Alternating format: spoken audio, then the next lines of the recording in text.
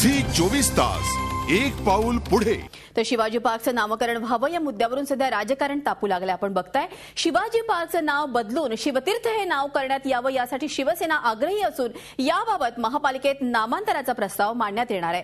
तर काँग्रेसनं या नामांतराला कडाडून विरोध केलाय। शिवाजी महाराजांच्या नावावरून देण्यात आलेलं शिवाजी पार्क हे नाव बदलू देणार नाही अशी भूमिका काँग्रेसनं घेतली आहे। त्यामुळे येत्या काळात अन्य नामांतराच्या मुद्द्यांप्रमाणेच राजकारण तापण्याची चिन्ह आहेत। याच शिवाजी पार्कचा आढावा घेतलाय आमचे प्रतिनिधी देवेंद्र कोल्हटकर यांनी।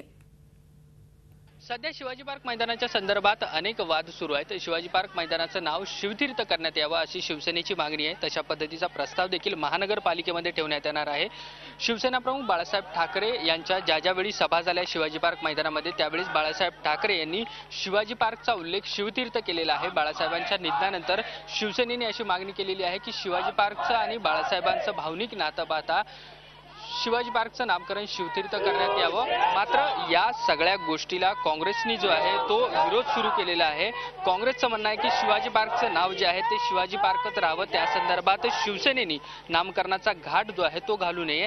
मात्र शिवसेना जी आहे ती आग्रही आहे या मैदानाचं नाव जे आहे त्यांना शिवतीर्थ असं करायचं आहे। तर दुसरीकडे काँग्रेसने या सगळ्या गोष्टीला विरोध केलेला आहे। त्यामुळे आगामी काळामध्ये आपल्याला शिवाजी पार्काच्या नामांतरावरून वाद रंगलेला पाहायला मिळू शकतो। झी 24 ताससाठी व्हिडिओ जर्नलिस्ट प्रकाश चव्हाणसह देवेंद्र कोल्हटकर, मुंबई। झी 24 तास एक पाऊल पुढे।